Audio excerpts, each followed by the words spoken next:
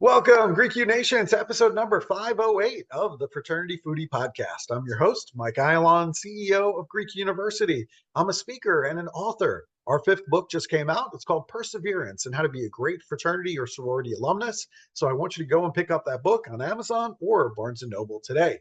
We call these episodes the Fraternity Foodie Podcast because there is nothing like great food to bring college students together. Fun fact, I'm completing my research right now on hazing in college fraternities and sororities, and the dissertation is going to be published in December in terms of the impact of hazing on today's college students. But I'm also seeing lots of research that's coming out of the military on hazing as well. Not only are they court-martialing Marines who are found guilty of hazing, the military actually came out and publicly said this about hazing. They said a failure to act and respond is not only inconsistent with who we are, but it also degrades our traditions, it threatens our cohesion and morale, and it detracts from mission accomplishment. Wow. I mean, to have the military come out and say that is just mind-blowing to me. A lot of our fans on social media are always like, well, how come it happens in the military if it's not okay here? And I'm like, well, actually, this is what the military is saying. So I think it's very telling in terms of what the military believes hazing does to their organization and the stress that it puts on those who serve. So we're going to talk a little bit more about that today from a military standpoint. Christopher Lee Maher went from Navy SEALer to master healer, drawing from his own journey through intense physical, mental, and emotional stress as a child, as well as in the military. Christopher developed powerful methods for transforming stress and unlocking the body's true potential. It's rooted in traditional Chinese medicine and the universal healing Ta system. Christopher's true body image system merges ancient wisdom with modern scientific principles to help his clients achieve the outcomes they desire most. Christopher's system is considered a secret weapon amongst many NCAA, professional, and Olympic athletes. Welcome to the show, Christopher. Thank you. Thank you. Thank you for having me. Of course, it's an honor and it's a pleasure to have you on the show. First off, I have to say thank you very much for your service in the Navy. At the age of 22, you were a Navy SEAL. You Yes. were in your prime. You had a sleek 1.8% body fat. I mean, that's Yes. something I will never achieve. Pound for pound, one of the most fittest people on the entire planet. So, what made you want to be a Navy SEAL? The thing that made me want to be a Navy SEAL is I had failed out of school, dropped out of college, and I knew I needed a challenge. I needed something that was going to push me physically, mentally, emotionally, and spiritually. And I picked up a biannual magazine that one of my buddies that I went to boarding school with and went to college with, and it had these guys running down the beach with logs on their shoulders, right? And as soon as I saw that, I said, okay, these people are going to be able to challenge me. Yeah, you're not kidding. I mean, they're Yeah, definitely going to be and able to challenge challenge me you. they did. Oh, yes, they did. That was the understatement of the year. Yeah. So, it's funny for me. I saw the image, but then when I got there, I was like, oh, this is different than I imagined. Like Yeah, I it's would say. full throttle every second of the day, Yeah. I mean, you trained all day long. The all full day long. impact of that stress would eventually take a toll on you in Yep. terms of your physical, your mental, your energetic, and your emotional well being. So, what started happening to you as you were going through that? And then I want to know the other side of it. How did you get better? I mean, the first thing that happened for me was I was living with a really amazing, beautiful woman. I mean, just she literally would write, I would get to work, okay? I'd open up my bag and there would always be a letter in there every morning about how important I was, about how such a great guy I was, and to always persevere. She believed in me no matter what was going on. This is every day for 4 years straight, right? And once I got out of SEAL training and I got into the SEAL teams, I started picking up some bad habits. And the first bad habit I picked up is I was out drinking, and I was using alcohol to manage my stress, but I didn't know why I was drinking, right? I just thought like, yeah, this is just what you do in the SEAL teams. And I just took that too far, right? It was Tuesday night. I'm out. If there's a bar open in San Diego, I'm gonna find one if there's one open on Monday night. Now I'm up till 2, 3 o'clock in the morning. I got work, right? I gotta be at muster at like 6:30, 7 o'clock. So I was never getting a good night, a long night of sleep, a restful night of sleep. I was on autopilot. And I think what I didn't realize is when you have so much cortisol and adrenaline running through your nervous system, you start to look for situations that match that level of stress that you have inside of you. So for me, I was in a lot of bar fights, right? Somebody'd start drinking, they'd start mouthing off, next thing, poof, poof, poof, poof, poof. And yeah, let's just say that I was getting drunk consistently and I was violent occasionally outside of work, and I was missing a ton of sleep. And then when I got to work, I was doing the worst thing you could possibly ever do when you were on alcohol. And the worst thing you could possibly do is get up and work out while you're still drunk, because the exercise is driving that alcohol deeper into your system. So whenever you're drinking, um, what happens is the liver processes the alcohol. It's called acetaldehyde, and that acetaldehyde goes up and it pickles your brain. And so I was pickling my brain, and I had no idea what I was doing.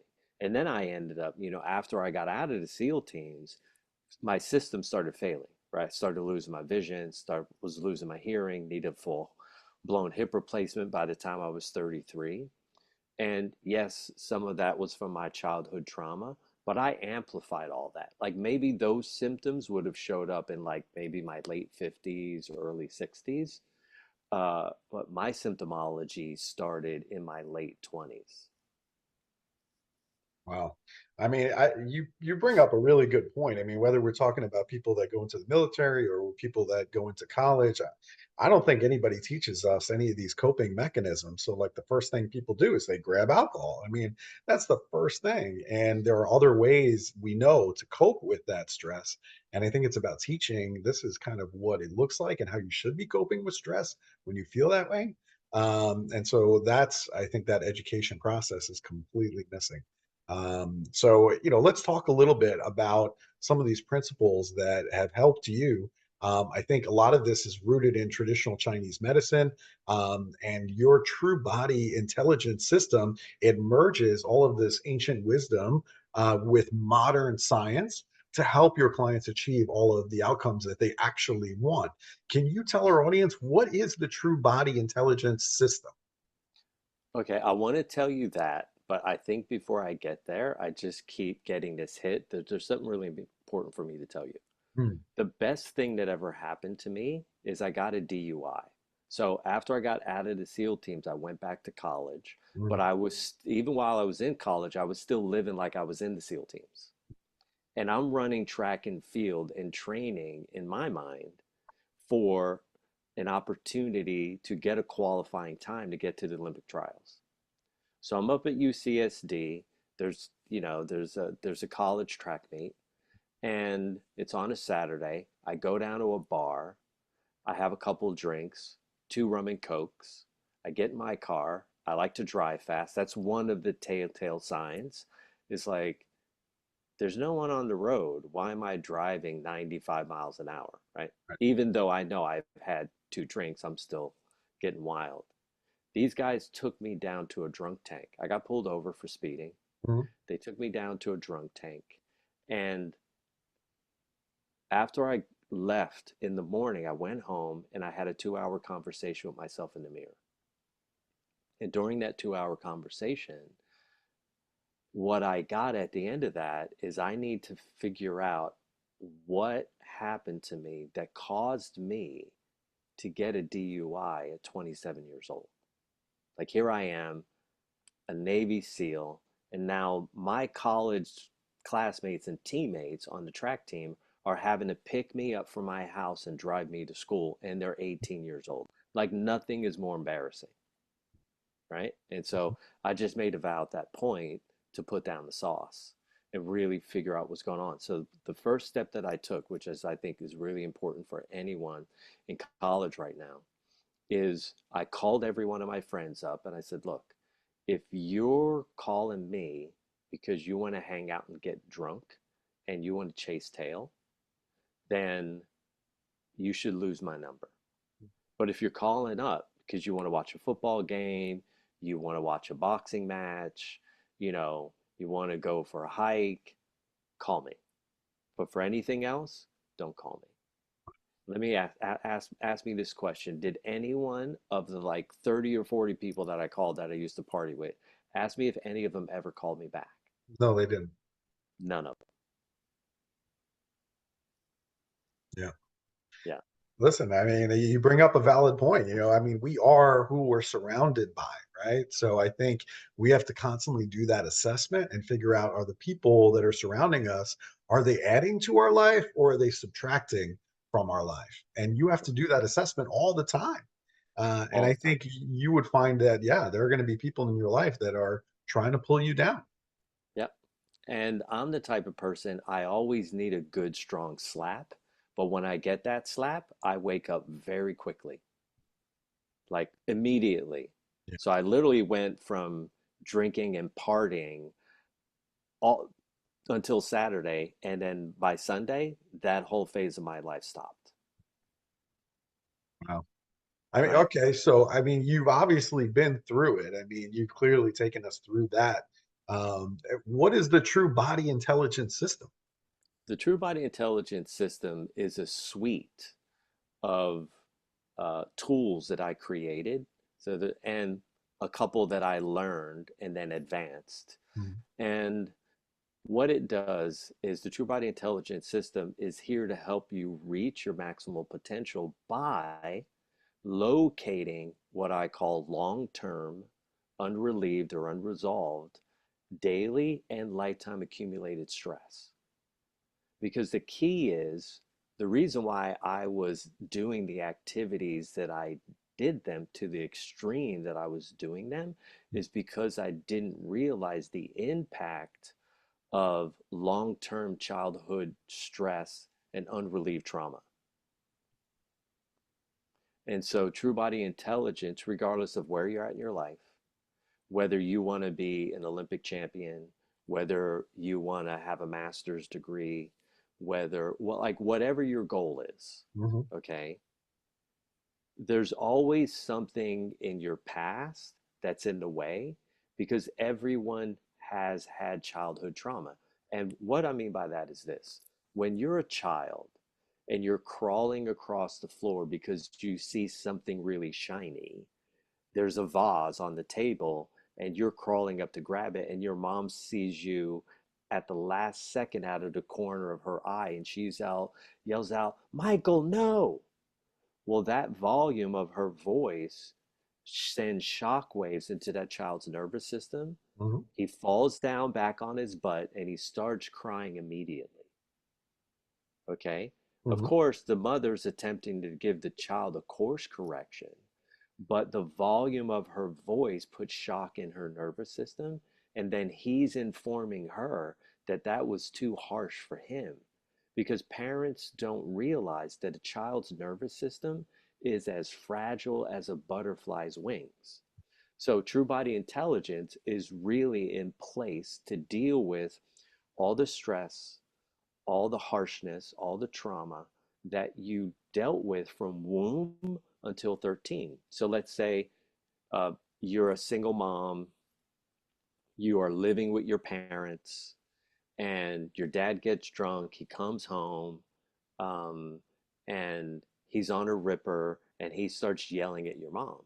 Well, that impacts the child. And so everybody has something in their history that was stressful for them.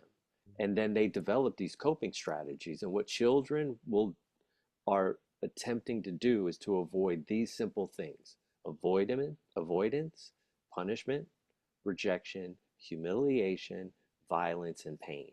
Every child will do everything they can to avoid that. And as soon as they do that, they start building a very successful coping strategy. And that coping strategy that they develop is their winning strategy for life. And so when people come to me, well, guess who comes to me? People who are already really successful, right? And you're sitting across from this person, you're like, you're a billionaire. Okay, you're in my office. Let's figure out what's going on. Yeah, I don't know how to connect with my children. And my wife is ready to leave me. Ugh. And okay, well, of course you don't know how to connect with your children because your children, your parents didn't know how to connect with you as a child, and you learned to withdraw into yourself because the environment was too stressful for you. So what we do in True Body Intelligence is we locate where all the pain is in your body. And then we take that pain out of your body through very specific techniques that I've been developing for the last 23 years. Wow, that's absolutely amazing. For those of us in the industry, what we're talking about in terms of childhood, they're called ACEs, adverse childhood experiences. And everybody's gone through them in some degree.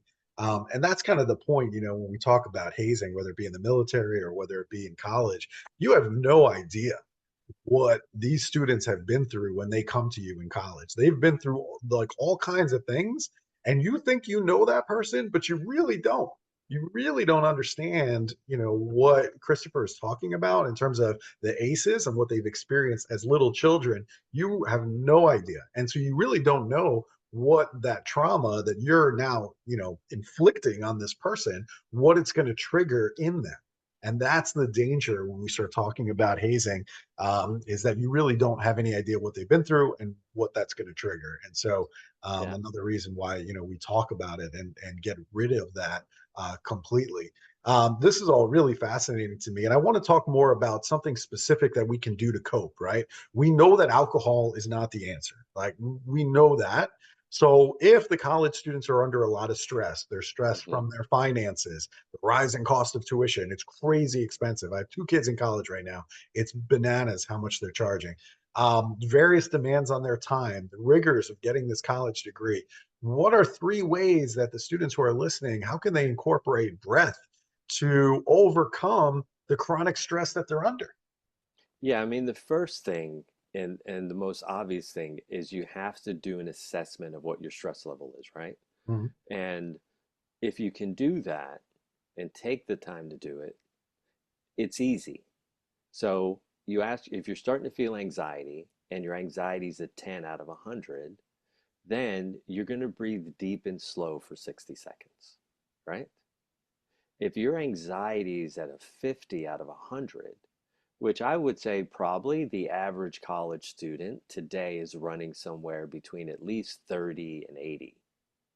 Okay. Well, when your anxiety is high, it's letting you know that your emotional body isn't able to process everything that's going on in the social environment that you're in, and you need to step away and take some breaths. So let's say, for instance, you're going to a Penn State football game, right? Well, guess what? There's 70,000 people there. And if you were bullied in school by boys, when you go to that event, your hypervigilance is going to start turning on and your anxiety is going to start ramping up. And the second that you notice that, you need to take in a deep breath and breathe out slowly. Now, if it's super, super high, you need to breathe out faster. So if my anxiety is a 10 out of 10, right? If my anxiety is a 2 out of 10,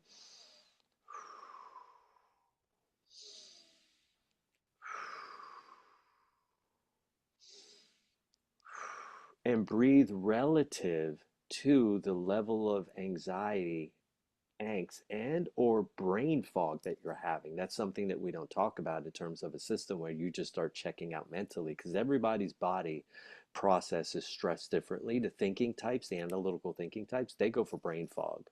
The emotional, social types, they go for anxiety. The physical types, they go for anger. And then the spiritual types, they go for self-righteousness, right? And so you need to determine, like, well, what's my go-to? Do I go to anger? Do I go to anxiety? Do I go to fear? Or do I go to self-righteousness? Because that will let you know more. And then you're just going to breathe until you feel those thoughts or those feelings begin to diminish. And This is that's really that interesting. yeah, that's the most important strategy that you could apply. Assess quickly. Wow, I'm being really judgmental. Let's say you're a young woman, you're going to a sorority party, and the second you walk in, you're judging every girl in the room, what she's wearing, how she's speaking, who she's talking to. Well, now you know you're in a self-righteous state. Go to the bathroom or step outside, sit on the porch or take a walk around the block, take some breaths, start to realize the only reason why you're being the only reason why you're being excessively critical is because you feel threatened by something in the environment.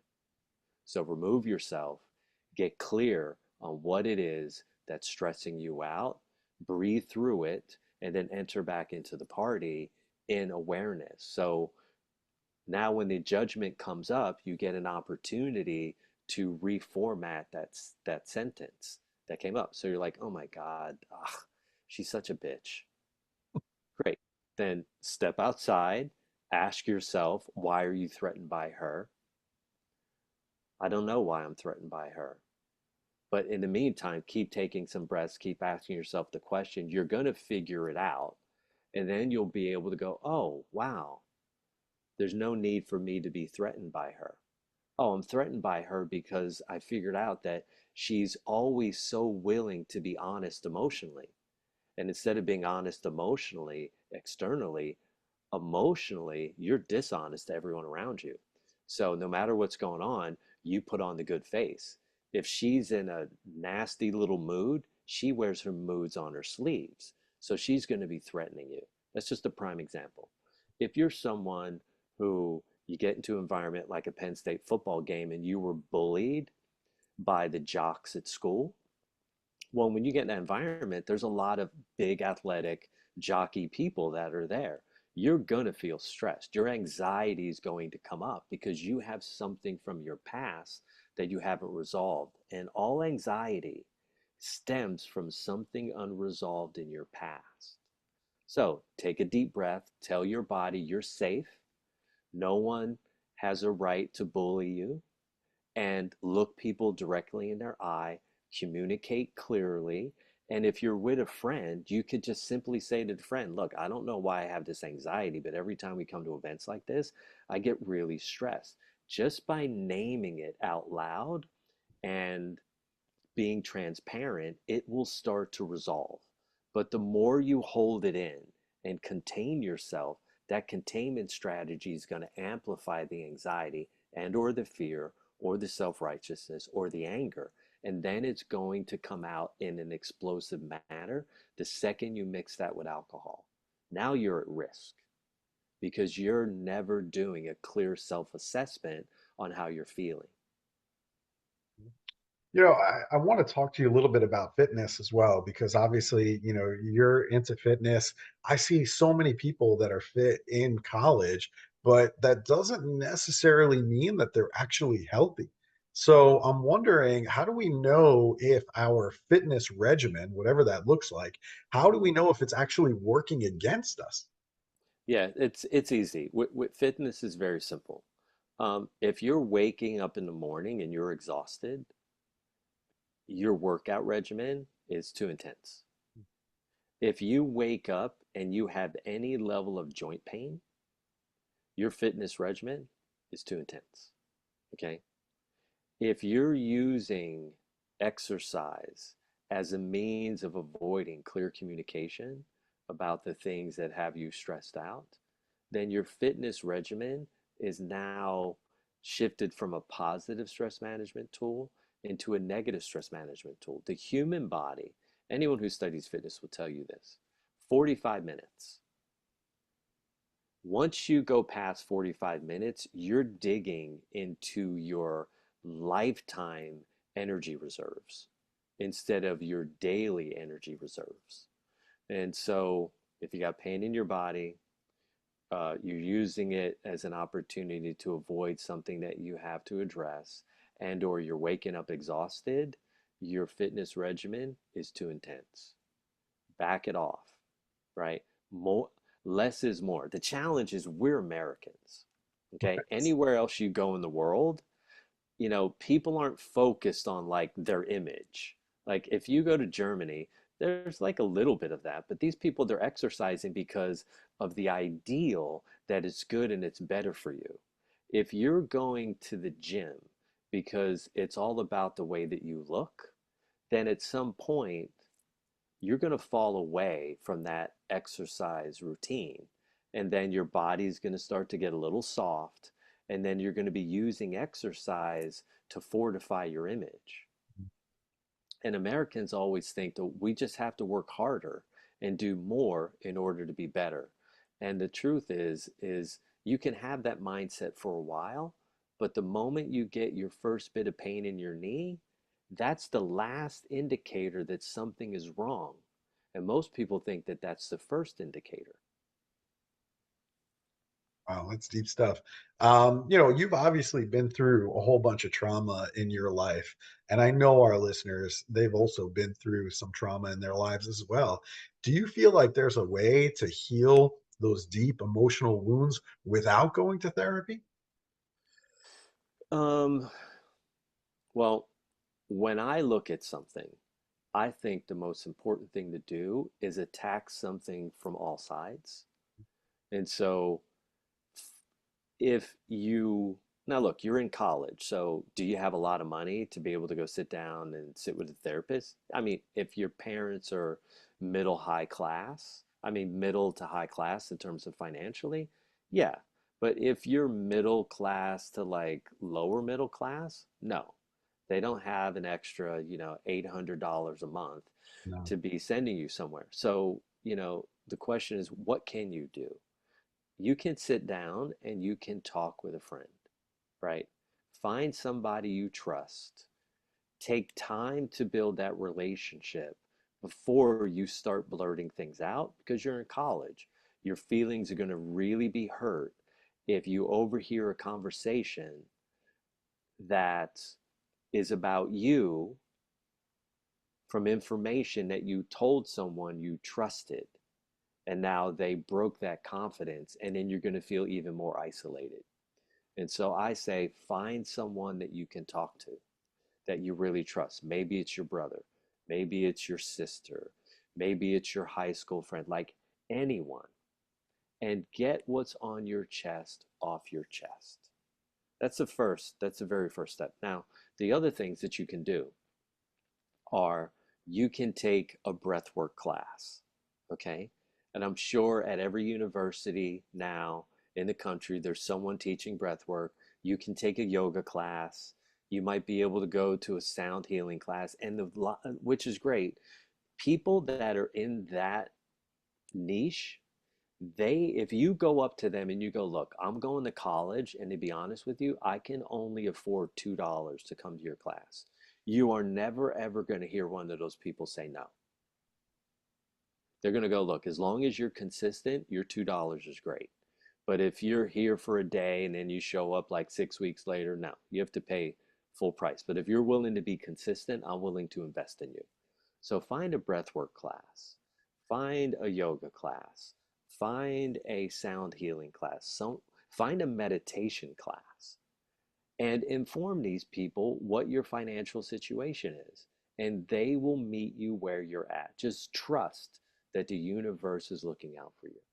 Yeah, absolutely. That's really good advice. And listen, if you're paying tuition anyway on a college campus, obviously they do have a counseling center there. So take advantage of those resources. Your tuition is definitely paying for it anyway. So you might as well take advantage of the resources while you can.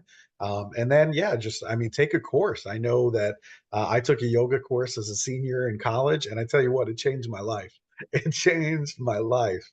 So try it. And I don't look at myself as somebody who is overly spiritual. I don't look at myself as somebody that would naturally gravitate to yoga. All right. I just don't. But it changed my life. I mean, I could literally put myself to sleep in about 10 seconds using the techniques that she taught me as a college student. All right. And I tell you, it will change your life. And I get like great rest because of her. And that was 30 years ago. Okay. So I'm telling you, it'll change your life. So, anyway, great advice there. I love it. You also have a book out. It's called Free for Life. Tell our audience, what would our listeners learn by reading your book? Well, the first third of the book is an autobiography, right? The second part of the book is philosophy and science.